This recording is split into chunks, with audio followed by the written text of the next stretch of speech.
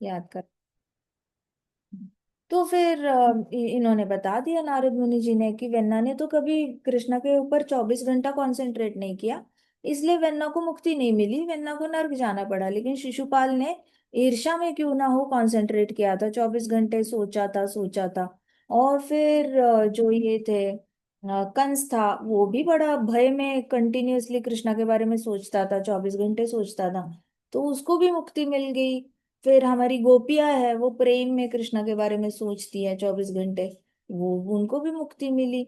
तो भय हो, चाहे ईर्ष्या हो, चाहे गोपियों जैसा प्रेम हो, चाहे पांडवों जैसा आसक्ति हो, लगाव हो कृष्णा से, दोस्त वाला लगाव, भाई वाला लगाव, ऐसा लगाव हो, और फिर आप 24 घंटे अगर सोच रहे हो कृष्णा के बारे में, तो मुक्ति तो गारंटीड है, मुक्ति तो मिलेगी ही मिलेगी, ऐसे करके उन्होंने बताया। कोई भी भाव हो, लेकिन इसका मतलब ये नहीं कि हमने ईर्ष्या में, जलन में या गुस्से में भगवान को याद करना चाहिए। कहा जाता है अनुकूलस्य ग्रहणम प्रतिकूलस्य वर्जनम। तो जो अनुकूल है भक्ति के लिए, तो अनुकूल होकर, फेवरेबल होकर कृष्णा को याद करना है। जैसे ब्रजवासी है, कृष्णा के साइड होकर उनको याद करते हैं, कृष्णा के एनिमी बनकर याद नहीं करते। तो कृष्णा का जो एनिमी बनकर कृष्णा को याद करता है नॉर्मली, तो उसके लिए सजा होती है। दो 1000 ब्राह्मणों को मारने के बाद भी जो पाप नहीं होता, वो कृष्ण को बुरा भला कहने के बाद उस इंसान के ऊपर पाप चढ़ता है। लेकिन भगवान इतने दयालु है कि वो पनिश ही नहीं करते, लेकिन पाप पक्का चढ़ जाता है, इसे पाप नहीं चढ़ना चाहिए। इसलिए अनुकूल से भगवान के प्रेम से कृष्णा को जीतने की कोशिश करनी चाहिए। लेकिन फिर अभी नारद मुनि जी ने कहा, लेकिन असुर जिस इंटेंसिटी से भगवान के बारे में सोचते हैं ना 24 घंटा, वैसे भक्त नहीं सोच पाते। युधिष्ठिर महाराज थोड़े से शॉक थे। तो नारद मुनि जी ने कहा युधिष्ठिर महाराज को, हाँ, क्योंकि असुर भय में 24 घंटे भय में रहते हैं, तो वो कृष्ण के बारे में सोच पाते हैं। भक्त जो होते हैं वो हमेशा ही कृष्णा के बारे में सोचते हैं, तो उनकी इंटेंसिटी ऐसे बहुत हाई नहीं होती, वो ऐसे नॉर्मल होकर भी 24 घंटे नॉर्मली, तो इंटेंसिटी में असुरों की इंटेंसिटी हाई हो जाती है, भक्तों की इंटेंसिटी नॉर्मल होती है, लेकिन कंटिन्यूअस होती है। तो भक्तों में भी भक्त सोचते हैं कृष्णा के बारे में, और असुर भी सोचते हैं, बस इंटेंसिटी में भक्त जो होता है वो थोड़े से कम होते हैं। प्रेम ये होता है, प्रेम प्रेम से कंसिस्टेंटली हर रोज डीटी वर्शिप, हर रोज नित्य साधना, नित्य मंगल आरती, नित्य जाप, ऐसे करके ना नित्यता से कंटिन्यूअसली करते हैं। ऐसे बहुत ज्यादा अघोरी टाइप ऐसी इंटेंसिटी से कभी भक्ति नहीं करते। तो कृष्णा क्या, ये नारद मुनि जी ने बताया कि कृष्णा जो है, अगर आप देखो ग्रास वर्म जो होती है, ग्रास वर्म भी मधुमक्खी में कन्वर्ट हो जाती है, मधुमक्खी पे सोचते सोचते सोचते सोचते। तो वैसे आप कृष्ण के बारे में सोचते हो तो आपकी सायुज्य मुक्ति, सारूप्य मुक्ति, सालुक्य मुक्ति, ये तो गारंटीड होती है, इसमें ये मुक्तियां कहीं जा ही नहीं रही है। आपको हमेशा ये लोग बोलेंगे, मायावादी बोलेंगे कि अरे ऐसा कुछ नहीं होता, भगवान नहीं होते, वो तो माया का एक रूप है, लेकिन उनको पता ही नहीं है, क्योंकि उन्होंने कॉन्सेंट्रेट करके देखा ही नहीं है। कंसंट्रेट करेंगे तो पता चलेगा ना कि उनको क्या रूप मिलेगा। वो करते हैं लाइट पे कंसंट्रेट, तो जैसे ग्रास वम मधुमक्खी पे कंसंट्रेट करती है, वैसे मायावादी लाइट पे कंसंट्रेट करते हैं, आकाश पे करते हैं, तो चले जाते हैं लाइट में। जिसके बारे में सोचोगे वही रूप पाओगे, सिंपल सा, हमने तो पहले से ही बोला है, जो सोचोगे वो पाओगे, जो देखोगे सो पाओगे, जो भी सोचते हो सो पाते हो, जो देखते हो वही पाते हो। आंखों से देखना, देखो आप किचन में अगर रोटी बना रहे हो, या फिर किचन में आप गए हो खाना अपने आप को प्लेट में परोस रहे हो, मम्मा को हेल्प कर रहे हो किचन में, पानी लेने गए हो किचन में, अगर पानी लेते लेते भी आप हृदय में कृष्णा के चरण कमल देख लेते हो, पीते पीते देख लिया कृष्णा के चरण कमलों में ऑक्टागन है, स्वास्तिक है, ओ जाम्बू फल है, ओ वाह, देखो फ्लैग है, देखो कितना सुदर्शन चक्र अच्छा है, देखो वज्र है, हाय कितना सुंदर छाता है, ओए होए होए, देखो लक्ष्मी माता का कमल है। ऐसे करके पानी पीते पीते देखो ये एक रेखा जा रही है ऊपर, ऊर्ध्व रेखा जा रही है, बस एक गिलास खत्म होते होते आपका मेडिटेशन हो जाता है, होता है या नहीं होता? So easy to remember Krishna. तो भक्त जो है, तो ऐसे तो मायावादियों को ये एक्सपीरियंस होता नहीं है, वो कृष्ण को अपने हृदय में देखते नहीं है। हम जो सोचेंगे हम वही पाएंगे, नहीं तो हमें कुछ नहीं मिलना। One who thinks nothing become nothing. बोलो, one who thinks nothing become nothing. One who thinks nothing become nothing. शून्यवादी ऐसे ही होते हैं, ऐसे बैठे रहेंगे, ऐसे, what are you doing, nothing. What are you thinking? Nothing. What do you want to What do you want to become? Nothing. You will become nothing. क्या क्या कंट्रीब्यूट करोगे आप? पर क्या अपना भला नहीं, किसी का भला नहीं। नथिंग कर रहे हो, इसका मतलब ठीक है, माना कि मच्छर को नहीं मार रहे हो आप, माना कि आप वायलेंस नहीं कर रहे हो, बट कर भी तो नहीं रहे हो ना कुछ। Nothing. If you think nothing you become nothing, simple.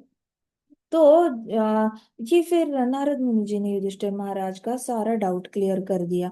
फिर उन्होंने बताया कि ये जो, फिर युधिष्ठिर महाराज ने पूछा भी था कि ऐसा क्यों हुआ कि इनको मुक्ति मिल गई, शिशुपाल को, इतना तो पापी है।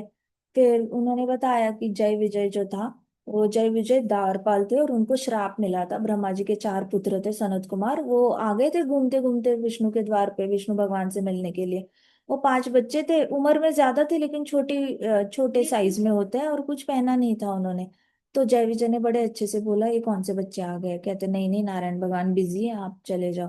तो इन्होंने गुस्से में श्राप दे दिया जय विजय को कि आपको नीचे जाना पड़ेगा, 3 बार आपको असुर बनना पड़ेगा, असुर लोग, असुर कुल में आपका जन्म होगा। तो कल हमने डिस्कस किया था कि जो भी भगवान का अपमान करता है, वैष्णव का अपमान करता है, या फिर भगवान का अपमान करता है, उसकी पिछली पीढ़ियों के साथ उसका फॉल डाउन होता है। प्रभुपाद खुद भी कहते हैं परपॉट में कि जो भी भगवान का अपमान करता है ना, वो अपनी पिछली 20-30 पीढ़ियों को लेकर नरक में चला जाता है, अकेला अकेला नहीं जाता। इसलिए बहुत ध्यान से नास्तिक बनना नहीं, बनना चाहिए। भगवान की ईर्ष्या तो करनी भी नहीं चाहिए। आप पिछले जितने भी पितृलोक में सपोज खाना खा रहे हैं ना, उनकी वही डेथ हो जाएगी, नरक में चले जाएंगे। आपने एक बार कृष्णा को गलत बोलना है, वही से पितृलोक से सारे फॉल डाउन हो जाते हैं। सो ये जय विजय ने सिर्फ सनत कुमारों को उल्टा बोला, तो उनका सहारा, उनको नीचे जाना पड़ा। फिर भगवान ने कृपा की उन पे, उनको बोला कोई बात नहीं, 3 ही बार आपको असुर कुल में लाना पड़ेगा, फिर वापस आप आ सकते हो ऊपर। तो युधिष्ठिर महाराज को लगा ये तो कोई सिक्योरिटी हुई नहीं, आप वैकुंठ के द्वार पे हो फिर भी आपका फॉल डाउन हो रहा है, आप नीचे जाना पड़ रहा है, आपको श्राप लग रहा है। वहां पे क्रोध है, क्रोध दिखाई दे रहा है सनत कुमारों का। वैकुंठ में क्रोध कैसे हो सकता है, और ये कैसे हो सकता है? तो फिर इन्होंने बताया, नारद मुनि जी ने, कि कृष्णा एक्चुअली लीला करना चाहते थे और कृष्णा को अपने ही भक्त चाहिए थे उस लीला में, असुर रूप में। तो भगवान ने फिर क्या किया, कुछ ना कुछ ऐसे सीन सेटअप किया, एक ड्रामा सेटअप किया, जिससे कि वो अपने ही कॉन्टैक्ट्स के साथ नीचे जाए, अपने ही पहचान के लोगों के साथ नीचे जाए, उनके साथ खेले कूदे, दुश्मनी निभाए, थोड़ा सा तलवार खेलो, भाला खेलो, जो भी गदा खेल रहे हो खेलो खेलो खेलो, और फिर इनको, इनके साथ ऊपर आ जाओ। सो भगवान इतने सिलेक्टिव है ना, अपने भक्तों को पहले प्रायोरिटी देता है। जैसे आपकी स्कूल है, आपके स्कूल में कोई गेम सेटअप करना है, कंपटीशन सेटअप करना है, तो आपको पहली प्रायोरिटी मिलेगी ना, या दूसरे स्कूल के बच्चों को मिलेगी? आपकी स्कूल आपको पहली प्रायोरिटी देगी। जैसे भगवान क्या करते हैं, भगवान को अभी लीला करनी है, नीचे जाना है, नीचे सारा भक्तों को पे कृपा करनी है, भक्तों को एंटरटेन करने के लिए कुछ तो लीला होनी चाहिए, नहीं तो भक्त अट्रैक्ट कैसे होगा? तो भगवान हमेशा ही लीला करते रहते हैं अट्रैक्ट करने के लिए। जैसे हमारी सरकार है, इतने सारे मूवी थिएटर बना के रखती है, क्यों? क्योंकि वो, नहीं तो लोग ये कैसे होंगे, एंगेज कैसे होंगे, लोगों को बिजी कैसे करे?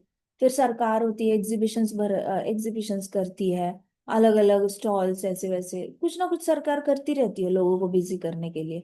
तो वैसे भगवान भी लोगों को बिजी करने के लिए, भक्तों को बिजी करने के लिए, एंटरटेन करने के लिए अलग अलग रूप लेना होता है उन्होंने। तो भगवान ऐसे अरे गरे नत्थु गरे के साथ लीला नहीं करते। अगर हम भी कल को, हमें भी दे सकते हैं कृष्णा चांस हिरण्यकशिपु बनने का, हमें भी हिरण्याक्ष बना सकते हैं। इसका मतलब ये नहीं कि हम बुरे हैं, इसका मतलब ये है कि भगवान को बस हमें यूज करना है लीला में, और हमें भी खुशी होगी कि चलो भगवान आपके लिए तो हम कुछ भी बन जाए। आप हमें मूछें लगा लो, दाढ़ी लगा लो, बड़े बड़े बाल बना दो, हमारी आंखें लाल कर दो, कोई टेंशन नहीं कृष्णा, आप जो बोलोगे हम बन जाएंगे। आपके पास टाइम में पार्टिसिपेट करना है तो हम कुछ भी बन जाएंगे। वैसे करके भगवान भक्तों को चांस देते हैं पहले भक्तों। तो जय विजय को नीचे 3 बार आना पड़ा। सो उन्होंने बताया, पहले हिरण्याक्ष हिरण्यकशिपु बनकर आ गए, और भगवान ने वराह बनकर और नरसिम्हा भगवान बनकर उनका वध कर दिया, लेकिन उनको मुक्ति दे दी। अब उसके बाद वापस उनको आना था, तो रावण बनकर आया और कुंभकर्ण बनकर आए। फिर भगवान वापस आए, दोनों को मार डाला, फिर वापस उनको मुक्ति। फिर तीसरी बार वापस आए जय विजय शिशुपाल और दंतवक्र बनकर। तो यहाँ पे शिशुपाल को, दंतवक्र को सबसे पहले तो सायुज्य मुक्ति मिली, बॉडी में एंटर करना मतलब सायुज्य मुक्ति। फिर वहां से वो रहते नहीं है, बॉडी में रहे नहीं कृष्णा के, बाहर आए तो सारूप्य मुक्ति, मतलब कृष्णा के जैसे बॉडी मिली, नारायण भगवान कैसे दिखते हैं वैसे ये दिखने लग गए, blue colour, four hands and all that. उसके बाद सालुक्य मुक्ति, मतलब भगवान वैकुंठ में रहते हैं तो ये भी वैकुंठ में, तो लोक शेयर होता है। लोक मतलब सालोक्य, मतलब आपका लोक मेरा लोक एक ही भगवान, चलो हम एक ही लोक में रहेंगे। वैसे सालोक्य मुक्ति मिल गई उनको। ऐसे करके तीन टाइप की मुक्तियों से इनको क्या कर दिया, अवॉर्ड कर दिया भगवान ने। तो युधिष्ठिर महाराज को फिर आंसर क्लियर हुआ कि ओ that's why Shishupal was liberated. नहीं तो ऐसा कोई चांस था नहीं शिशुपाल के लिबरेशन का। वो तो भगवान ने ही उसको लाया नीचे, भगवान ही उसको लेकर चले गए। तब युधिष्ठिर महाराज बड़े खुश हो गए और उनके आंखों में आंसू आ गए। युधिष्ठिर महाराज को लगा भगवान कितने कृपालु है ना, मतलब बहुत ही ज्यादा कृपा करते हैं, अपने भी भक्तों पे कृपा करते हैं, सब पे ही कृपा करते हैं देखा जाए तो नारद मुनि जी ने कहा हाँ युधिष्ठिर, भगवान बहुत ज्यादा कृपालु है और भगवान भक्तों के ऊपर कृपा करने की इच्छा रखते हैं, क्योंकि भक्त हमेशा उनको याद करते रहते हैं।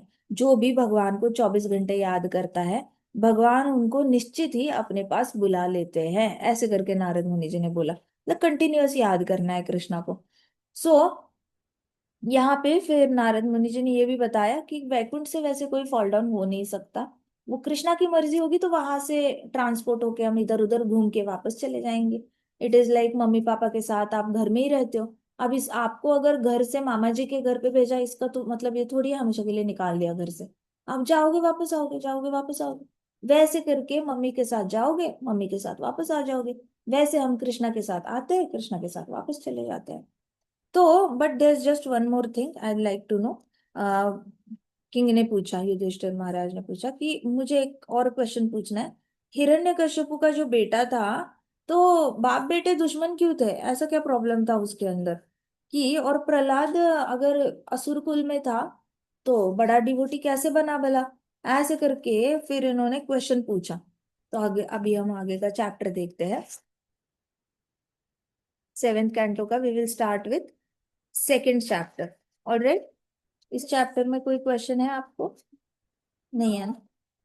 तो हिरण्यकशिपु, किंग ऑफ डीमंस। अब हिरण्यकशिपु का चैप्टर पढ़ेंगे हम, सेकेंड चैप्टर है, seventh canto. Narada Muni started to explain from the beginning, it was a long story. Narada Muni ji किसको सुना रहे हैं? युधिष्ठिर महाराज को। ये कहाँ पे चल रहे थे? देखो शिशुपाल तो मर गया, अब गप्पे कौन लड़ा रहा है? नारद मुनि जी और युधिष्ठिर महाराज। तो भक्तों को ना चांस ही चाहिए होता है भगवान के बारे में बात करने के लिए। वो ये नहीं देखते कि करे या ना करे, अब करे बाद में करे, करना सही रहेगा नहीं रहेगा, उनको कहीं पे भी चांस मिले ना तो मच्चित्ता मतगत प्राणा बोधयंता परस्परम कथयंतश्च माम नित्यम तुष्यन्ति च रमन्ति च। तो भक्त लोग, मतलब वहां पे खून पड़ा है, अब द्वारपाल वगैरह सब लोग साफ कर रहे होंगे यज्ञ की जगह, साफ सफाई चल रही होगी, वापस एक और यज्ञ चल रहा होगा शुद्धिकरण करने का। तो वहां पे यज्ञ की, जहाँ पे यज्ञ हवन का है वो इम्प्योर हो चुकी है ना जगह, उसको प्योर प्योर करने के लिए एक अलग से पूजा करनी पड़ेगी। वो सब चल रहा होगा और यहाँ पे नारद मुनि जी और युधिष्ठिर महाराज क्या गप्पे लड़ा रहे हैं, ये ऐसा क्यों हुआ, वो ऐसा क्यों हुआ, ऐसे क्या है वैसे क्या है। और नारद मुनि जी बड़े पेशेंस के साथ युधिष्ठिर महाराज को समझा रहे हैं। सो कथयंतश्च माम नित्यम तुष्यन्ति च रमन्ति च। कोई टेंशन नहीं लेते, हमेशा कृष्ण कथा में बिजी रहते हैं। तो कई सारे लोग मुझे पूछते हैं कि जब मुश्किलें आती है तो बड़ा दुख होता है और दुख में क्या करना चाहिए? दुख में ना भागवतम लेकर बैठना चाहिए। क्यों? क्योंकि जो आपने, सपोज आपके हाथ से भी गलती हो सकती है ना, कभी कभी आप भी गुस्सा कर सकते हो, कुछ कुछ ना कुछ तो आपके हाथ से भी गलती हो सकती है। अब उसके रिpercussions मल्टीप्लाई नहीं होने चाहिए, आपने जो कर्म किया है गलती से ही किया है, लेकिन अब उसका उल्टा आकर आपको वो काटना नहीं चाहिए कर्म। तो आप भागवतम लेकर बैठ जाओ, जब तक आपका गुस्सा ठंडा नहीं होता, मूड ठीक नहीं होता, भागवतम लेकर रीडिंग करते रहो करते रहो करते रहो। वो करने से क्या होगा ना, रक्षण मिलेगा। जो आपने ऑलरेडी ब्रह्मांड में कर्म छोड़ दिया है ना, अब उसके बाण वापस आके आपको जख्मी नहीं करेंगे। उससे क्या होगा कि सामने वाले के हृदय में आपको माफ करने की इच्छा जागृत हो जाएगी। अंडरस्टूड? ये बहुत मतलब बहुत अच्छा साइंस है। आप 11th कैंटो में जाएंगे ना तो वहां पे पता चलेगा आपको, लेकिन वहां जाने से पहले मैं अभी बता देती हूँ कि जब आप भागवतम लेते हो ना तो आपने सपोज बहुत सारे बाण मारे हैं, अब वो बाण आपके पास वापस भी आएंगे। सो आपने भागवतम रीड करते रहना है, करते रहना है, करते रहना है। तो क्या होता है, भगवान क्या करते हैं, एक शील्ड बना लेते हैं। शील्ड बना लेते हैं और आपको आठों दिशाओं से प्रोटेक्ट कर लेते हैं। प्रोटेक्ट कर लेते, भक्त की रक्षा नहीं करेंगे तो किसकी करेंगे। तो रक्षा कर लेता है भगवान। और उतने टाइम में क्या होता है, भगवान परमात्मा बनकर उसके भी हृदय में है ना। तो उसके हृदय में जाकर भगवान उसको डिजायर जनरेट करते हैं, सत्वगुणी डिजायर। सत्वगुणी डिजायर क्या होगी, कोई नहीं, ठीक है, कोई नहीं, ठीक है, कोई नहीं। और उसका ऐसा भी नहीं कि डायलॉग आए, उसको अंदर से आपके लिए आसक्ति आ जाएगी, प्रेम आ जाएगा, दया आ जाएगी, कंपैशन आ जाएगा।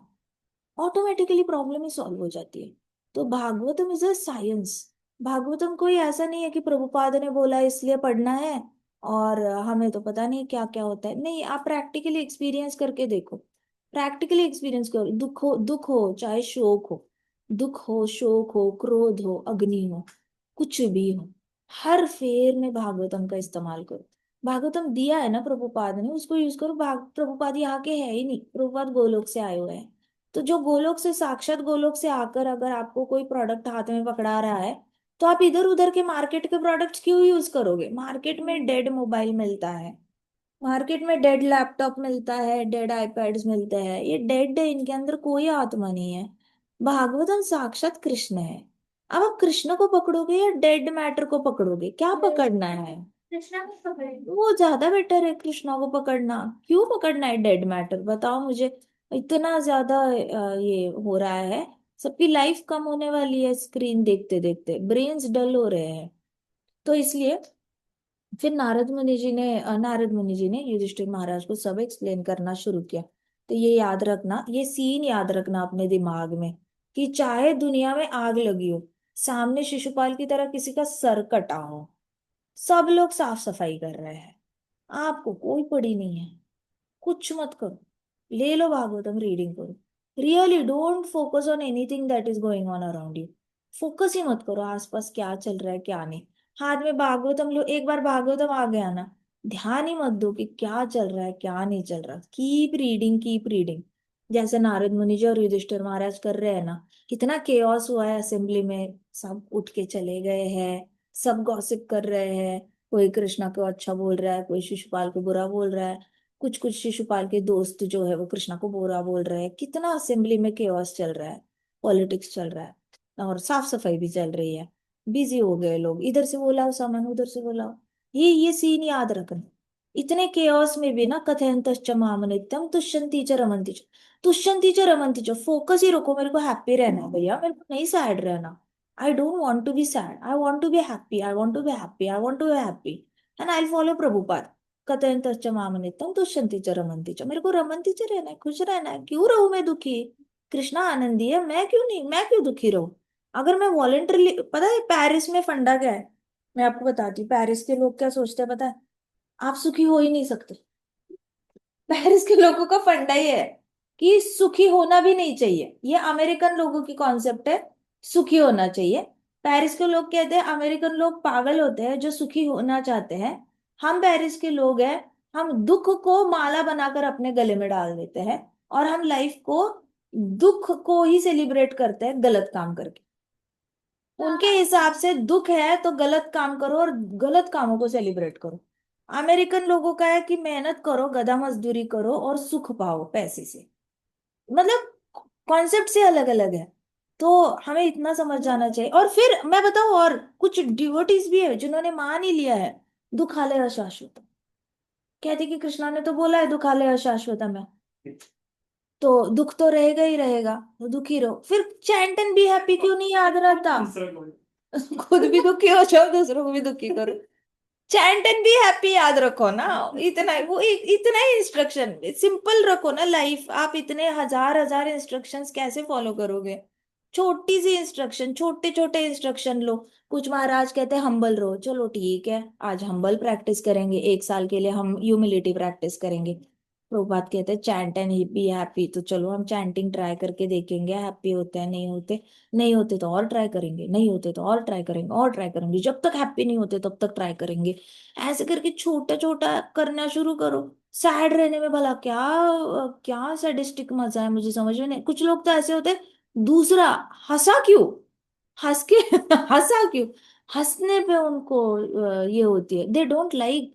कुछ कुछ हस्बैंड को वाइफ हंसती है तो पसंद नहीं, किसी किसी वाइफ को हस्बैंड हंसता है तो पसंद नहीं होता, कि ये हंस क्यों रहे हो, ज्यादा हंसना नहीं चाहिए, ऐसे करके। लेडीज हंसती है तो पुरुष कहते हैं ज्यादा हंसना नहीं चाहिए, पुरुष हंसते हैं तो लेडीज कहती है क्यों हंस रहे हो, इतना इतना नहीं हंसना चाहिए। खुश रहने में लोगों को बड़ी प्रॉब्लम है। महाराज कहते थे आपका फेस ना ऐसे ये होना चाहिए, कैसे होना चाहिए, पंकिन की तरह हंसते रहना चाहिए हमेशा, गोल गोल। यू शुड वाले, it should not be like banana. ऐसे बनाना कैसे ऐसे लंबा होता है ना, और ऐसे होता है हमेशा, नो एक्सप्रेशंस, हमेशा ऐसे सैड रहता है बनाना, लंबा लंबा, ऐसे गिरा हुआ चेहरा नहीं, कहते ऐसे ऐसे खुश रहना चाहिए। खुश रहने के लिए तो हमारे पास एक ही है। सो ये वाला सीन याद रखना, Narada Muni Yudhishthira Maharaj in entire chaos they are thinking about and talking about Krishna. तो नरसिम्हा भगवान की जो लीला है, हिरण्यकश्यपु की जो लीला है, ये सारी लीला है, उसका वो बताया कहाँ जा रहा है, राजसूय यज्ञ में बताया जा रहा है। बताया कहाँ जा रहा है, राजसूय यज्ञ में, ठीक है। सो ये नहीं भूलना है कि ये लीला रैंडमली मैन्युफैक्चर नहीं हुई है या रैंडमली कहीं से भी बताई नहीं गई है। राजसूय यज्ञ में नारद मुनि जी युधिष्ठिर महाराज को बता रहे, जहाँ पे इतना ज्यादा खून हो चुका है। तो सोचो, जहाँ खून हो चुका है वहां पे भी कृष्ण के बारे में बोला जा सकता है। तो there talking about Krishna has no conditions whatsoever, इतना याद रखना। कंडीशन नहीं होता कि बस में बात करे ना करे, घर में बात करे ना करे, इधर करे ना करे, कहीं पे भी अप्लाई हो जाती है कृष्ण की लीला, नित्य लीला है क्योंकि। तो नारद मुनि जी ने बताना शुरू किया, कहते कि नारद मुनि जी ने कहा हिरण्यकश्यपु भगवान विष्णु पे बहुत गुस्सा था, क्योंकि भगवान विष्णु वराह रूप में आए थे और उनके भाई को मार डाला था, हिरण्याक्ष को मार डाला था। और हिरण्यकश्यपु जो था वो अपने भाई से बड़ा प्रेम करता था। तो वो इतना गुस्सा था कि उसने क्या किया, एक ट्राइडेंट यूज किया, एक त्रिशूल यूज किया, और उसने कहा ओ दानव, ओ दैत्य, सुनो मेरी बात, ऐसे कहा। सारे दानवों को बोला, दैत्य को बोला, सुनो सुनो मेरी बात, ऐसे त्रिशूल उठाकर, त्रिशूल नहीं मतलब एक ट्राइडेंट होता है, बट 3 पॉइंटेड होता है, but not like Shivji. Shivji की तरह त्रिशूल नहीं होता। ट्राइडेंट मतलब उसमें बहुत पॉइंटेड नोकीले होते हैं, लेकिन स्ट्रेट स्ट्रेट स्ट्रेट होते हैं। शिवजी का कैसे ऐसे कर्व्ड होता है ना थोड़ा सा, इसका स्ट्रेट स्ट्रेट स्ट्रेट होता है। तो दानव और दैत्य सुनो मेरी बात, माई एनिमी द डेमी गॉड्स, मतलब मेरे दुश्मन देवता लोग, ये सब देवता लोग इकट्ठे आए, और इकट्ठे आकर उन्होंने षड्यंत्र बनाया मेरे भाई को मारने के लिए, और फिर मार भी डाला। आपको ऐसा लगता होगा कि विष्णु भगवान है और हमारी साइड भी लेता है और देवताओं की भी साइड लेता है, लेकिन मूर्ख मत बनो। वो तुम्हें मूर्ख बना रहा है, इसका मतलब ये नहीं कि तुमने मूर्ख बनना चाहिए। वो तुम्हें मूर्ख बना रहा है। भगवान विष्णु जो है वो हमेशा ही देवताओं की साइड लेता है, और देवताओं की साइड लेकर उसने मेरे भाई को मारा। उसने कभी एक पल के लिए नहीं सोचा कि हमें कितना दुख होगा। तो वो हमारे दुख के बारे में नहीं सोचता, वो सिर्फ देवताओं के सुख के बारे में सोचता है। वो बहुत षड्यंत्र करता है और देवता लोग उससे षड्यंत्र करके उसका फायदा उठा लेते हैं। फिर हिरण्यकशिपु था ना, उसका चेहरा बहुत गिर गया ऐसा, गिर गया और गुस्से में आ गया, वो ऐसे सैड हो गया, और सैड होकर ऐसे नीचे देखा उसने, और फिर दांत खाने लग गया, दांत खाने लग गया, और फिर ऐसे गुस्से से उसकी आंखें वापस लाल हो गई, इतनी लाल हो गई कि उसने दांत खाते खाते कहा कि माया, माया के इन्फ्लुएंस्ड बाय माया, भगवान विष्णु ने माया को यूज किया और वराह का अवतार लिया, और उसके जो भक्त है वो उसको वराह में भी पूजा करते हैं। तो माया उसने इस तरीके से माया अपने भक्तों के आंखों पे डाली कि भक्तों को उसको वराह अवतार में भी प्रेम हुआ। तो वो माया को यूज करना, छलावा करना जानता है, वो सिर्फ और सिर्फ छल जानता है, ऐसे कहा हिरण्यकश्यपु ने। विष्णु जो है माया को यूज करता है, वराह का अवतार ले लेता है, और वराह तो कहाँ रहता है, कीचड़ में रहता है, और भक्तों को उस रूप से भी प्रेम हो जाता है। इसका मतलब भक्तों के आंखों पे भी ये माया की पट्टी बांध देता है। तो ये कितना चालाक है, ऐसे कहा उसने। इसलिए अभी मैं इस ट्राइडेंट से, मेरे हाथ में जो वेपन है, इससे मैं उसका सर काटने वाला हूं। उसके जो हाथ, उसका जो खून होगा ना, विद द ब्लड, उसके बॉडी में से जो खून निकलेगा, उस खून से मैं अपने भाई को प्रसन्न करूंगा। जो खून सक करना उसको बहुत पसंद था। वैसे हिरण्य, आपको पता है ना, Hiranyaksha was kind of vampire. उसका मेन फूड ही ब्लड था। वो वो क्या करता था, उसको खून पीना बड़ा पसंद था। जैसे हमें खाना खाना पसंद होता है, शरबत पीना पसंद होता है, वैसे उसको खून पीना पसंद था। तो हिरण्याक्ष जो था वो ऐसा सुगड़ा होता था। और हिरण्यकश्यपु मांस खाता था। मांस खाता था, तो हिरण्यकश्यपु का शरीर ऐसे चौड़ा था, और बहुत चौड़ा था, लंबा भी था। लेकिन हिरण्याक्ष जो था, उसका शरीर थोड़ा सा हिरण्यकश्यपु से वो थोड़ा सा ऐसे पतला था। ज्यादा से ज्यादा खून पिया करता था, मांस कम खाता था वो। तो हिरण्यकश्यपु ने बोला कि उसको खून पसंद है ना, तो अभी मैं उसको भगवान विष्णु का खून पिलाऊंगा और उसको मैं प्रसन्न करूंगा। तो ये वाली जो विद्या है, ये किस में आती है बताओ मुझे? तमोगुणी विद्या, अघोरी विद्या में आती है, जहाँ पे काली माता को खून चढ़ाया जाता है, खून पिलाया जाता है। और उनके जो भक्त होते हैं वो भी खून पीते हैं, उनको खून बड़ा अच्छा लगता है। तो देन हिरण्यकश्यपु ने कहा, जब मैं ये खून मेरे भाई को पिलाऊंगा तब मेरे मन को ठंडक पहुंचेगी। तब मेरा हृदय जो है वो इतना अग्नि से, रिवेंज की अग्नि से जो जल रहा है, तब मेरे हृदय को शांति मिलेगी। तो मैं आपको एक एग्जाम्पल बताती हूँ कि अगर आपको किसी का गुस्सा आया है और आपने उसका रिवेंज लिया है, अगर पास्ट में कभी, तो क्या आपका दिल शांत हुआ है क्या उसका रिवेंज लेकर? मैं ऐसे बहुत बहुत लोगों से मिली हूँ जो कहते हैं कि गाली देके जो शांति मिलती है ना, वो चुप रह के शांति नहीं मिलती। ऐसे किसी ने कहा था मुझे। क्या ये सच है? आप बताओ, आपको लगता है ऐसे कि किसी का बदला लेने से, आप बताओ, आपको किसी का बदला लेने से मन शांत हुआ है या रातों की नींद उठी है? क्रोध होता है ना, अपसेट, अपसेट तो लगता है, डिसअपॉइंटेड तो लगता है। देखो, हर एक को रिवेंज लेने में शौक बड़ा होता है। घर से ही सिखाते हैं, एक बुक्का मारा तो दो बुक्के मारो। घर से ही टीचिंग ही ऐसी है, तो सारी टीचिंग्स ऐसी है। पंजाब इतनी है वहां पे टीचिंग, माय गुडनेस। वहां पे तो ये एक पूरी कम्युनिटी है, एक वो कम्युनिटी पूरी इसमें बिलीव करती है कि कोई हमें मारने आया तो तलवार निकाल लो। और उसके दो कम्युनिटीज है, तो कोई हमें मारने आया तो तलवार निकालो, उसको भी सेल्फ डिफेंस के नाम पे उसको खत्म कर दो। तो कभी कभी ऐसे होता है कि दोनों तरफ से तलवारें चल रही होती है, पता ही नहीं चलता कि ओरिजिनली शुरू किसने किया प्रॉब्लम। अंदर से पीछे से पॉलिटिशियंस कर रहे होते हैं, आजकल तो बाहर के देश करा रहे हैं देश में। तो किसी को ओरिजिनल प्रॉब्लम शुरू कहाँ से हुई पता नहीं होता, लेकिन सबको रिवेंज लेना होता है। हमारी बस जला दी ना, अब हम आपकी दुकान जला देंगे। अब हमारे दुकान जला दी है ना, अब हम आपके घर जला देंगे। आपने हमारे घर जला दिए ना, अब देखो हम आपकी खेती जला देते हैं। आग आग आग आग आग, रिवेंज। ठीक है, करो रिवेंज, अगर मन को शांति मिल रही है तो करो। कहाँ मिली शांति? नहीं मिली ना, देश छोड़ के भागना पड़ा ना। देश कट गया, देश बट गया, उधर के इधर भागे, इधर के उधर भागे। सारा परिवार जीरो से सेटल हो रहा है। अपनी जमीन नहीं, कमाई नहीं, कुछ नहीं, जीरो से वापस कमाई शुरू। क्या बाप दादा का कोई जमीन ट्रांसफर नहीं हो रहा है नीचे के बच्चों को? क्या है, गरीबी में ही पूरी जनता जी रही है, इधर की उधर, उधर की इधर हो गई सारी। सो रिवेंज करने से सबको ऐसे लगता है मन को ठंडक पहुंचे। सेम मिसअंडरस्टैंडिंग हिरण्यकश्यपु को थी। हिरण्यकश्यपु के पास बहुत शास्त्रों का ज्ञान था, ट्रस्ट में। उसके पास, उसने इतने सारे शास्त्र पढ़े थे, बस भागवतम नहीं पढ़ा था। उसको विष्णु से बड़ा गुस्सा था। लेकिन उसने बाकी सब पढ़ा था जिसमें कृष्ण का नाम नहीं आता, ऋग्वेद, सामवेद, यजुर्वेद, अथर्ववेद, कर्मकांडी, पुराण। शिव को, शिव जी को कैसे प्रसन्न करना है, ब्रह्मा जी को कैसे प्रसन्न करना है, काली माता को कैसे, सारे पुराण पढ़े थे, बस भागवतम नहीं पढ़ा था, क्योंकि उसको विष्णु से ईर्ष्या थी। उसको पता था भागवतम पढ़ेगा तो डिवोटी बन जाएगा, उसने वो नहीं पढ़ा। और बाकी शास्त्रों का जो ज्ञान था वो हिरण्याक्ष की पत्नियों को दिया, जो रो रही थी पति मर गया इसलिए।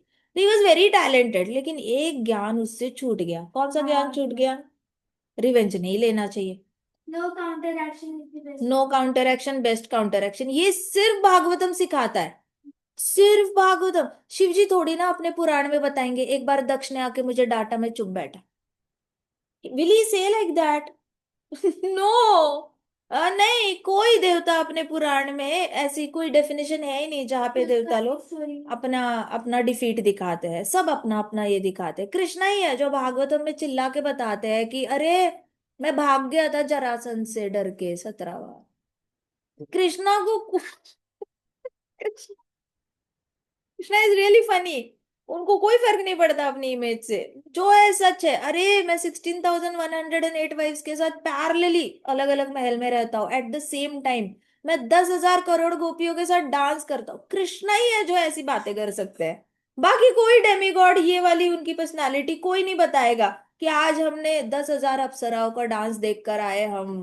किसी पुराण में पढ़ा है देवता लोग कह रहे कि हम इंद्र के दरबार में गए थे और 10,000 अप्सराएं डांस कर रहे थे? No buddy will say such things but these things exist. But किसी पुराण में डिस्क्लोज नहीं हो गए ये सारी। फिर वहां पे ऐसे ऐसे झगड़े हुए। मैंने उनको शांत करने की कोशिश की, उन्होंने नहीं सुना। तो हम लोग फिर झगड़ा करते करते विष्णु भगवान के पास चले गए। कोई नहीं बोलता है, सारे सब सेल्फ ग्लोरिफिकेशन है काफी सारे। तो हिरण्यकशिपु एक चीज सीखना ही भूल गया, no counter action is best counter action.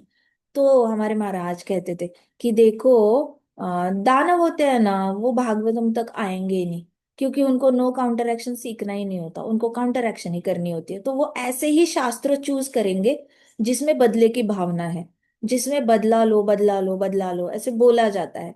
लेकिन भागवतम ही ऐसा शास्त्र है जिसमें बोला जाता है छोड़ दो, ये सारा भौतिक जगत है, इसमें कोई बदला लेने की जरूरत नहीं है, भगवान पे ध्यान लगाओ, भगवान के पास चले जाओ।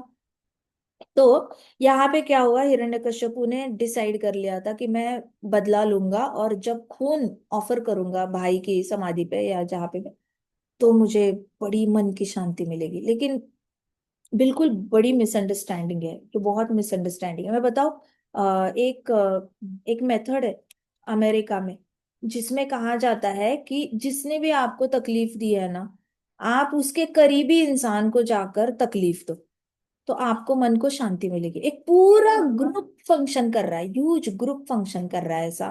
और वो कहते हैं कि उसको बस जाकर बताना है कि तूने मुझे आगे से तकलीफ दी तो तेरा जो सगा भाई है ना, मैं उसको मार डालूंगा, या फिर मैं उसका टिफिन छीन लूंगा, या फिर मैं उसको तंग करूंगा। कहते कि उसको नहीं मारना, कहते उसके बोल के आना है कि तेरा छोटा भाई जो नर्सरी में है ना, उसको मैं तंग करूंगा जानबूझकर अगर तूने मुझे वापस तकलीफ दी तो।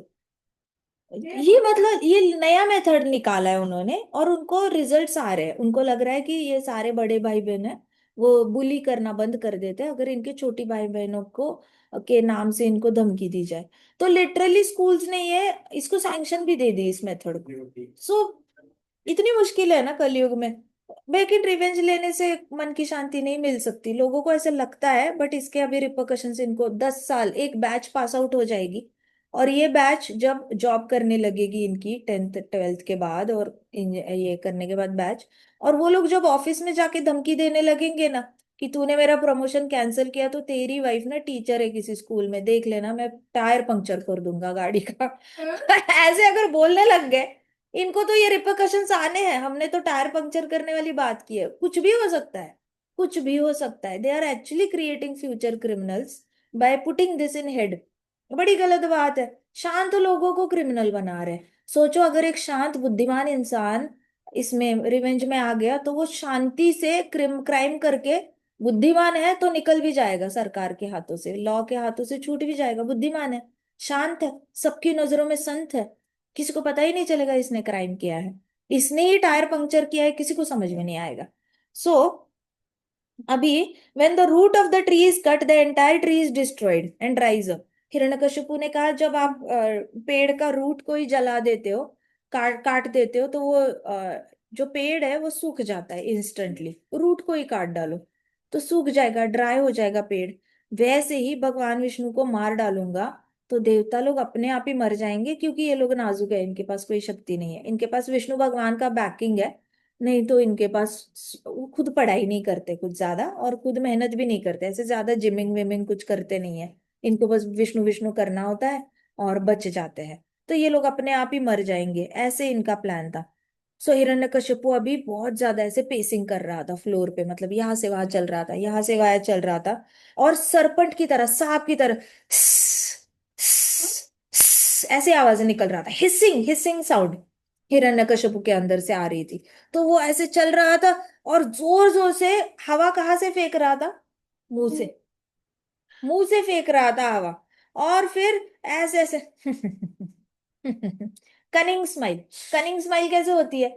एक साइड से आप हंसते हो बस, एक ही साइड से। तो कनिंग स्माइल ऐसे आंखों से कुछ सोच रहा है और स्माइल कर रहा है, मतलब वो प्रेजेंट में नहीं है, वो फ्यूचर का कुछ सोचकर ऐसे कुछ ऐसे ऊपर देख रहा है और हंसे जा रहा है, हंसे जा रहा है कि बड़ा मजा आएगा उसको मारेंगे तो, ऐसे। और फिर अचानक से वो चुप शांत हो गया और हंसने लग गया। और उसने अपनी सारी प्रजा को देखा, दैत्य दानव सामने थे, उनके हाथ में बड़े बड़ी कुल्हाड़ियां ऐसे थी।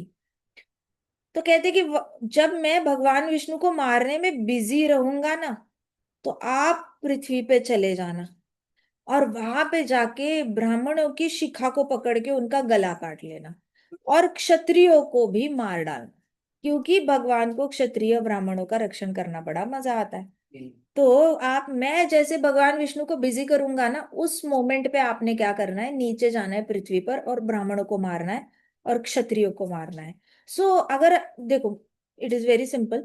एज अ वैष्णव ऑल्सो कभी हमारे ऊपर अन्याय होता है, तो ये नहीं समझना चाहिए कि हम जाप कर रहे हैं तो हमारे ऊपर अन्याय नहीं होना चाहिए, ऐसे एक प्री सपोजिशन लेके मत जाओ। दुबई में या फिर बाहर की यूएई में खासकर ये बहुत कंसेप्ट गलत हो गई है, जहाँ पे लोगों को मिसअंडरस्टैंडिंग हो गई है कि अगर हम भगवान का नाम ले रहे हैं तो ऑफिस में पॉलिटिक्स नहीं होनी चाहिए। तो क्या होता है ना, ये लोग बहुत साल नाम लेते हैं, 25 साल 30 साल नाम लेते हैं, लेकिन इनको जब इनके ऑफिस पॉलिटिक्स की वजह से इनको निकाला जाता है, जाहिर सी बात है ना, आप ऊपर ऊपर मैनेजमेंट में जाओगे, आपका पैकेज ही बहुत हैवी हो जाता है, कंपनी को भी आपको सैलरी देना थोड़ा हैवी लगता है, तो इनको लगता है इसको निकाल के किसी नए एमबीए ग्रेजुएट के डालो, इससे 1/3 या 1/4 सैलरी में वही वो उतना ही काम करेगा जो ये एक्सपीरियंस्ड कर रहा है। तो 20-25 साल के बाद आपका जॉब थोड़ा सा ना इसमें आ जाता है, मुश्किल में पड़ जाता है। और वो ऐसे प्रकृति के हिसाब से पढ़ना भी चाहिए, क्योंकि वैसे भी इतने सालों बाद ना वानप्रस्थ का टाइम आ गया होता है। तो प्रकृति कुछ ऐसी गेम खेलती है कि कारण बना देती है आपको जॉब से, नहीं, आप खुद तो निकल नहीं रहे हो, आपको तो 65 साल तक भी पैसे कमाना है, हम क्या करें। तो फिर प्रकृति इंटरफेयर करती है कि चलो इनको वानप्रस्थ का टाइम आ गया है, इनके अंदर तो इच्छा नहीं है पैसे कमाना छोड़ने की, कुछ पॉलिटिक्स करते और इनको जॉब से निकाल देते।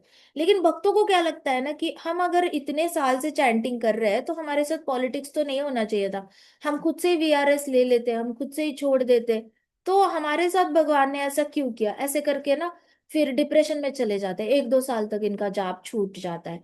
लेकिन भगवान इतने दयालु है कि वापस ये लोग जब भक्ति करना शुरू करते हैं ना, तो दे आर अ ब्लेसिंग, बहुत अच्छी भक्ति करते हैं बाद में, ऐसे बाउंस बैक जब होते हैं ना, ब्यूटीफुली बाउंस बैक करते हैं। लेकिन मैं कहती हूँ कि पहले 2 साल का डिप्रेशन भी क्यों चाहिए आपको, जस्ट बिकॉज कि ऑफिस में पॉलिटिक्स हुआ निकाल दिया, उम्र हो गई थी ना वानप्रस्थ की। तो ये वाला है, जब भी भगवान विष्णु का कुछ ये होता है, असुर के साथ भगवान लीला कर रहे होते हैं, तो कोई ना कोई असुर नीचे आएगा और भक्तों को परेशान करने की कोशिश करेगा ही करेगा। तो ये नहीं, मिसअंडरस्टैंडिंग मत करो कि जब भी हम जाप कर रहे हैं तो इसका गारंटी है कि कोई हमारे साथ पॉलिटिक्स नहीं करेगा, गारंटी है कि कोई हमें तंग नहीं करेगा, घर वाले तंग नहीं करेंगे, पति नहीं तंग करेगा, पत्नी नहीं करेगी, ऑफिस वाले नहीं करेंगे, सरकार नहीं करेगी, बाहर की कंट्री आकर नहीं करेगी, मुगल नहीं आएंगे, ब्रिटिशर्स नहीं आएंगे। You can never predict all these things. आपका सिर्फ हरिनाम आपको स्पिरिचुअली आपको प्रोटेक्ट करके रखता है। और अगर वापस जाना पड़ा चित्रकेतु की तरह, तो हम वापस भी चले जाएंगे चित्रकेतु की तरह, श्राप मिलेगा, कुछ गलत हो जाएगा। बट मिसअंडरस्टैंड नहीं करना कृष्णा को, क्योंकि ऊपर से ही प्लानिंग होके आती है, असुर डिसाइड करके आते हैं कि भक्तों को तंग करना है। आज भी अगर इंडिया को सबसे ज्यादा दुख देना है इंडिया को, तो किसको दुखी करना पड़ेगा? फार्मर्स को दुखी करना पड़ेगा, हाँ या ना? यस। ज्यादा से ज्यादा पॉपुलेशन तो इतनी सारे लोगों की है, फार्मर्स की भी बहुत ज्यादा है।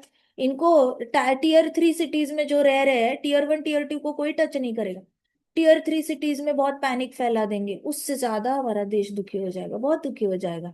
और एक टीयर 1 सिटी को वो पकड़ लेंगे, ज्यादा से ज्यादा कहाँ पे दुख होगा देश में, बहुत ज्यादा डिस्टरबेंस कब होगी, ऐसे पकड़ के ये लोग ना असुर लोग प्लानिंग करते हैं। दिल्ली का लोकसभा पकड़ लो या राज्यसभा पकड़ लो, बड़े बड़े ऑफिसेस पकड़ लो, वहां अटैक करेंगे तो देश हिल जाएगा। तो असुर ऐसे प्लान करेंगे। सो डोंट मिसअंडरस्टैंड, कनेक्ट मत करना चैंटिंग को दुखों से, प्लानिंग बहुत पहले से चल रही है, क्षत्रियों को मारने की प्लानिंग बहुत पहले से चल रही है, और ये प्लानिंग हिरण्यकशिपु कर रहा है। ऐसी प्लानिंग पूरी दुनिया करती रहती है। So the earth is flourishing because of them, because of their austerity and sacrifice. देखो हिरण्यकशिपु को ज्ञान है, कह रहे हैं कि पृथ्वी माता बड़ी हरी हरी हो गई है, सुंदर हो गई है। क्यों? ब्राह्मणों के यज्ञ पद्धति की वजह से, ब्राह्मणों की यज्ञ पद्धति की वजह से, और किसकी पद्धति की वजह से? क्षत्रियों की स्टडीज की वजह से। क्षत्रिय और ब्राह्मण क्या कर रहे हैं? तपस्या कर रहे हैं, यज्ञ कर रहे हैं, वैदिक स्टडीज कर रहे हैं, पढ़ाई कर रहे हैं, और प्रण ले रहे हैं, अलग अलग वचन ले रहे हैं, और दान धर्म कर रहे हैं। तो क्षत्रिय कर रहे हैं ये सब, और ब्राह्मण भी कर रहे हैं। तो इनकी वजह से क्या हो गया ना, पृथ्वी माता बड़ी सज धजने लगी है, बड़ी सुंदर लगने लगी है। अब हम पृथ्वी माता को और सुंदर दिखने नहीं दे सकते, क्योंकि पृथ्वी माता अभी किसकी पत्नी बन गई है? वराह की। तो वराह देव कौन है? विष्णु है। विष्णु किससे प्रेम करते हैं? पत्नी से करते हैं? पृथ्वी से करते हैं? विष्णु को तकलीफ देनी है तो किसको तकलीफ देनी होगी? पत्नी को। पत्नी को तकलीफ देनी होगी। सो अभी पृथ्वी माता को और सुंदर होने नहीं देना है, विष्णु को ज्यादा खुश नहीं करना है। ये प्लान बनाया हिरण्यकश्यपु ने। उन्होंने बोला अगर तुम ब्राह्मणों को मारते हो तो कोई भी यज्ञ करने वाला नहीं बचेगा। यज्ञ नहीं करेगा तो पृथ्वी माता पे बारिश नहीं होगी, और पृथ्वी माता ऐसे ही सूख जाएगी। जो हरी हरी घूम रही है ना, सज धज के घूम रही है, फल है, फूल है, सजना बंद हो जाएगा, हर जगह जो है सूखा पड़ जाएगा। तो पृथ्वी माता वैसे भी दिखने में थोड़ी सी खराब दिखने लगेगी। उसके बाद क्षत्रियो को मारोगे ना, तो क्षत्रिय क्या करेंगे? क्षत्रिय कोई यज्ञ तो कर ही नहीं पाएंगे क्योंकि ब्राह्मण है ही नहीं। लेकिन क्षत्रिय दान किसको करेंगे? ब्राह्मण तो मर गए, अब क्षत्रिय किसको दान करेंगे? कोई नहीं है। उसी को देना पड़ेगा, टैक्स देना पड़ेगा, तो फिर चैरिटी नहीं होगी, चैरिटी भी नहीं होगी, और कोई संस्कार देने वाला नहीं होगा, तो क्षत्रिय अपनी ही मौत मरेगा। So when the demigods don't get their share of yajna they will automatically die without shelter of Lord Vishnu. अब जैसे ही देवी देवताओं को खाना नहीं मिलेगा, पृथ्वी पे ही लोग जो यज्ञ करते हैं वही खाना खिलाते हैं देवताओं को। देवता लोग खुद का खाना बना के नहीं खाते, बाय द वे, आपको पता है ना? अग्नि देवता के घर में किचन नहीं है। हाँ। हाँ। सही बात है। इंद्र देवता के महल में किचन नहीं है, पता है ना ये सब? They don't have kitchen. Demigods don't have kitchen. वो वही खाते हैं जो यज्ञ में उनको ऑफर किया जाता है, लिटरली यज्ञ में ऑफर किया जाता है। और अग्नि तो इतना खाता है उसे इंडाइजेशन हो जाती है। तो बहुत मिलता है इनको। अभी ब्राह्मण मर जाएंगे, क्षत्रिय मिल जाएंगे, इनको खाना नहीं मिलेगा तो कौन भूखा मर जाएगा? भूखमरी किसकी होगी? देवताओं की। तो ऑटोमेटिकली पृथ्वी माता पे अटैक करके मर कौन रहा है? देवता लोग। तो आपको स्वर्ग लोक के देवताओं से लड़ाई झगड़ा करने की जरूरत है नहीं। इतनी हाईफाई लड़ाई करने की जरूरत नहीं है जहां पे हम भी खुद मर सकते हैं। सबसे वीकेस्ट सेक्शन, ऊपर से लेकर नीचे के लोकों में सबसे वीक लोग कहाँ रहते हैं? पृथ्वी पे। उसमें भी सबसे वीक कौन है? ब्राह्मण। और बाकी लोगों से वीक कौन है? क्षत्रिय। इनको मार डालो तो ऊपर के सारे लोगों में ना सब लोगों की टक टक टक टक टक टक करके डेथ हो जाएगी। इनको मारना बड़ा आसान है। सो हिरण्यकशिपु जोर जोर से हंसने लग गया। He loved his brilliant plan. Hiranyakashipu को लगा मैं इतना इंटेलिजेंट हूं ना, मैं कितना इंटेलिजेंट, मैं अकेला विष्णु को हैंडल करूंगा। नीचे मेरी जो पूरी फौज है वो पृथ्वी को खत्म कर देगी, ब्राह्मणों को और क्षत्रियों को खत्म कर देगी, और पृथ्वी ऐसे ही डेड हो जाएगी। सारे देवी देवता स्वर्गलोक के ऐसे ही डेड हो जाएंगे, स्वर्गलोक हमारा हो जाएगा। अब पृथ्वी से कोई इनको पूर्वजों को खाना नहीं खिलाएगा, पितृलोक वाले वैसे ही डेड हो जाएंगे। मरलोक, सत्यलोक, जनलोक, इनको मारना तो बहुत आसान है, इनके पास तो वेपन्स ही नहीं होते, ये तो बैठ के ही मेडिटेशन कर रहे होते। इनको तो एक फूक में आग लगा दो इनके प्लानेट पे, ऐसे ही मर जाए ये लोग। तो मैं कितना इंटेलिजेंट हूँ, ऐसे करके हिरण्यकशिपु की सोच कहाँ तक गई? मैं एक दिन ब्रह्मा भी बन सकता हूँ। मैं तो ब्रह्मा का घर भी ओवरटेक कर सकता हूँ, क्योंकि ब्रह्मा जी को भी खाना नहीं मिलेगा, ब्रह्मा जी भी डेड हो जाएंगे। फिर ब्रह्मा जी के कमल में कौन बैठेगा? मैं बैठ सकता हूँ। सो हिरण्यकशिपु की सोच जो थी ना, वो बहुत एम्बिशियस हो गया था, खतरनाक एम्बिशियस। सो अभी देखो ब्रह्मा जी एम्बिशियस होते हैं, ब्रह्मा जी एम्बिशियस होते हैं। ब्रह्मा जी को अगर अंदर होगा ना कि मैं आज 4 हेडेड ब्रह्मा हूँ, कल को मैं 10 हेडेड बनना चाहता हूँ दूसरे ब्रह्मांड में, तीसरे ब्रह्मांड में जाके मैं 100 हेडेड ब्रह्मा बन जा चाहता हूँ, तो ब्रह्मा जी के अंदर कौन सा गुण आ गया है? डोमिनेटिंग गुण कौन सा हो गया है? रजोगुण। रजोगुण क्रिएशन के लिए भी जरूरी होता है, लेकिन ओवर यूज ऑफ रजोगुण आपके अंदर एम्बिशन डाल देता है। जैसे हम नौकरी करते हैं, नौकरी करना, बच्चे पैदा करना, शादी करना, लिमिटेड रजोगुण अच्छा होता है। ओवर यूज रजोगुण, इनवाइट करके रजोगुण अपने अंदर डालना, फिर रजोगुण ही लोगों को इनवाइट करता है। तो जैसे ही हिरण्यकशिपु के अंदर ये इच्छा आई, क्योंकि मैं ब्रह्मा भी बन सकता हूँ, तो ब्रह्मा जी के अंदर इच्छा होगी ना कि मैं नेक्स्ट ब्रह्मा बनना चाहता हूँ, दूसरे ब्रह्मांड का थोड़ा सा हाईफाई ब्रह्मा बनना चाहता हूँ। सो देन सेम थिंग ही want the same kind of दुश्मन। वो भी उनका दुश्मन भी सोचता है कि मैं ब्रह्मा बनना चाहता हूँ। सो रजोगुण अट्रैक्ट्स रजोगुण। आपकी एम्बिशन जो होती है, ज्यादा से ज्यादा एम्बिशंस लोग आपके आसपास आ जाते हैं, आपकी पोजीशन लेने के को थ्रेट कर पोजीशन थ्रेटन करने लग जाते हैं। इसलिए ज्यादा ना, एम्बिशियस होना बहुत अच्छी बात है, लेकिन उसमें खोना अच्छी बात नहीं है। खो नहीं जाना है, ज्यादा से ज्यादा कृष्ण के बारे में सोचना है।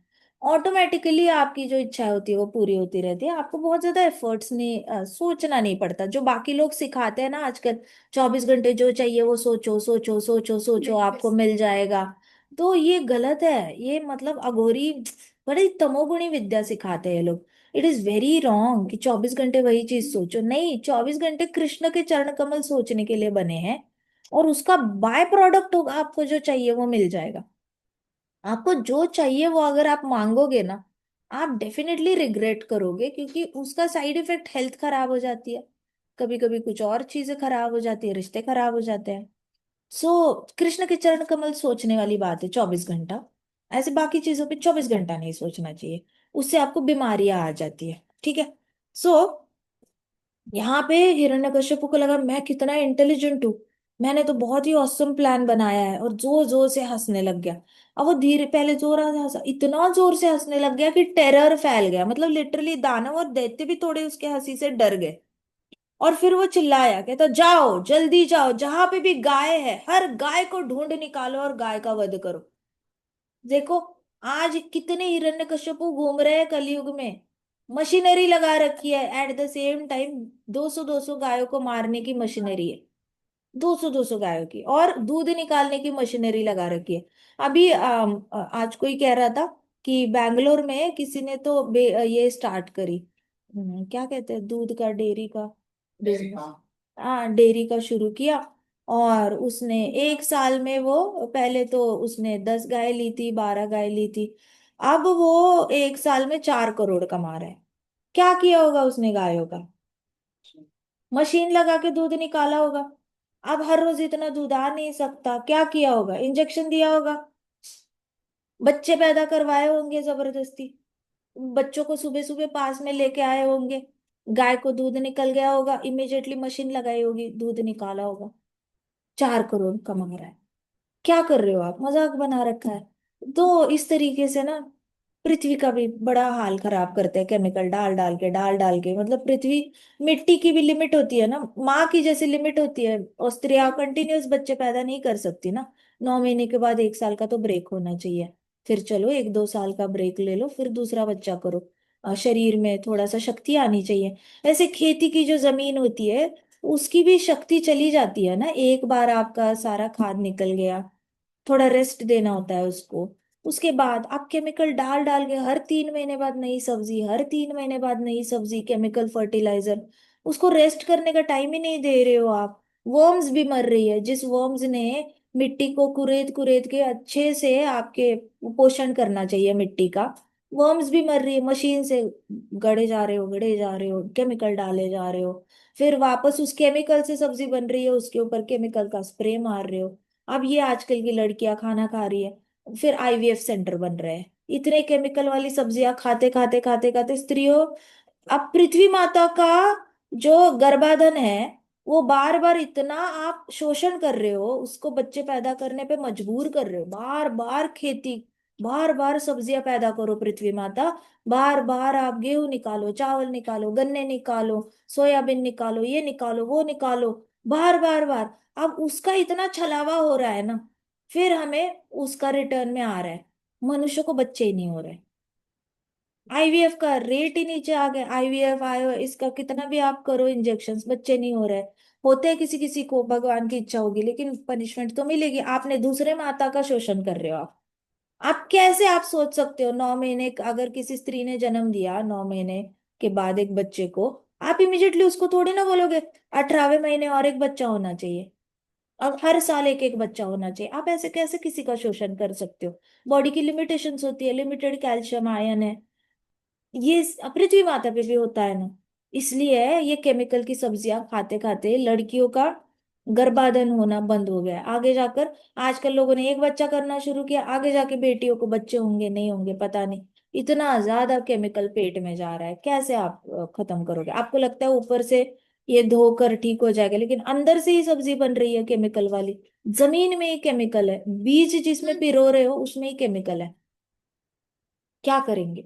सो इसका रिसर्च जो हो रहा है ये सारा कनेक्टेड है फार्मा इंडस्ट्री से, सबको सबको ये सब करना है, पैसा कमाना है। सो हिरण्यकश्यपु जोर जोर से हंसने लग गया, ये वाला डेमोनियक काम है जो हिरण्यकश्यपु ऊपर से सोच रहा है पृथ्वी माता को मारना है।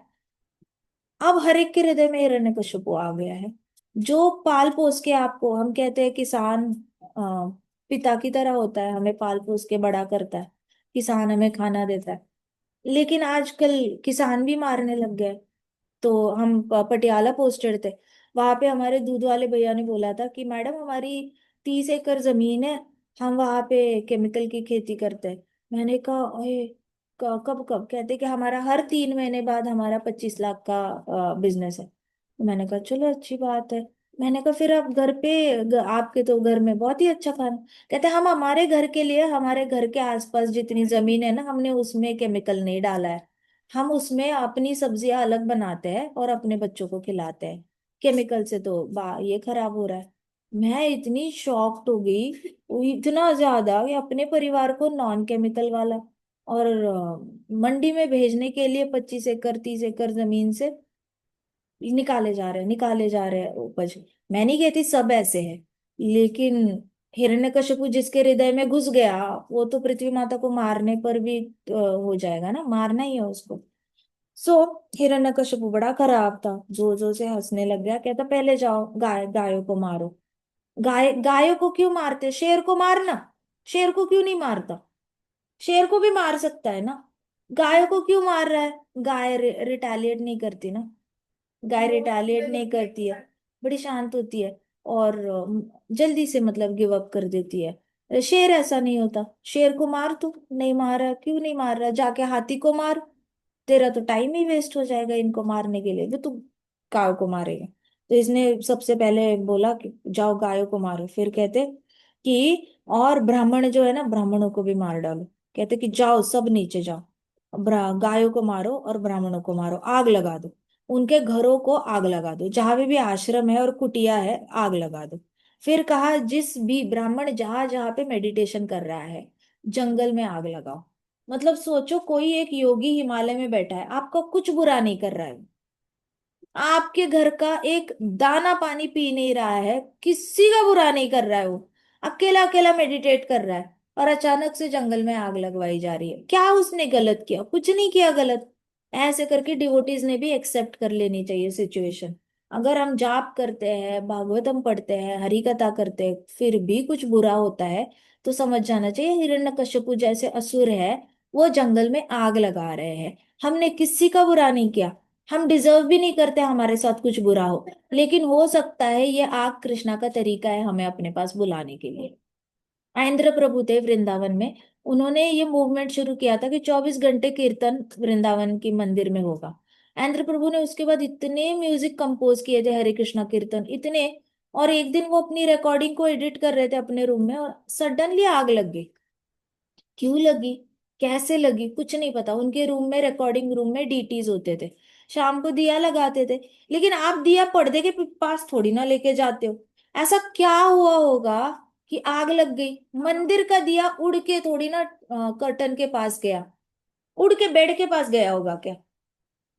आयेंद्र प्रभु चुपचाप अपना एडिटिंग कर रहे हैं, अंदर से दरवाजा बंद किया क्योंकि वो साउंड प्रूफ रूम चाहिए होती है कीर्तन को एडिट करने के लिए, सारा सुन सुन के साइलेंस में उसका वो नॉइज निकालना, ये निकालना वो निकालना। तो वो एडिटिंग कर रहे थे, इतनी सारी टेप थी उनके रूम में। और बाहर के भक्तों को पता चला आग लग गई इंद्र प्रभु के रूम में। उन्होंने कैसे वैसे दरवाजा खोला, तब तक इंद्र प्रभु ऐसे पोजीशन में भगवान के सामने ऐसे लेटे हुए थे, डीटीज के सामने पूरा साष्टांग दंडवत हाथ जोड़कर। उन्होंने डिफेंड किया नहीं किया कुछ नहीं पता, लेकिन वो लेटे हुए थे, पूरे जल चुके थे, फुल ब्लैक बॉडी जली हुई, एंड ही वॉज डेड।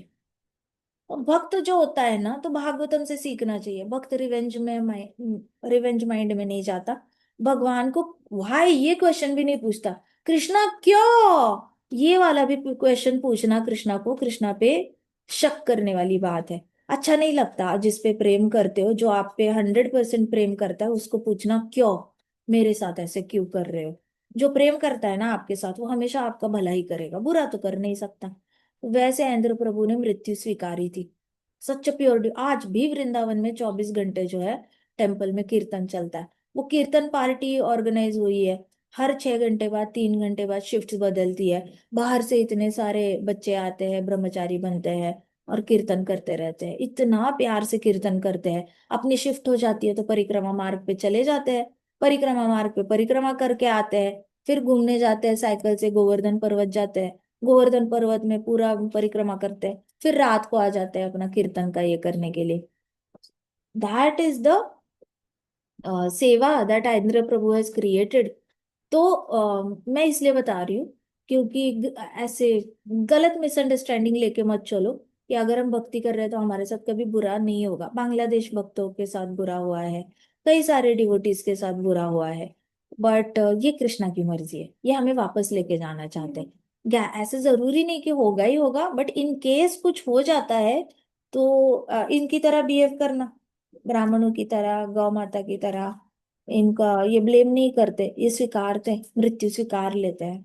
ठीक है, बाकी का तो हम कल करते हैं। ग्रंथराज श्रीमद् भागवतम की जय। शिल प्रभुपाद की जय। श्री श्री राधा श्याम सुंदर की जय। श्री श्री कृष्ण बलराम की जय। वृंदावन धाम की जय। समस्त भक्त वृंद की जय। हरे कृष्णा कृष्णा कृष्णा हरे हरे, हरे राम राम राम हरे हरे। हरे कृष्णा महासंकीर्तन यज्ञ की जय।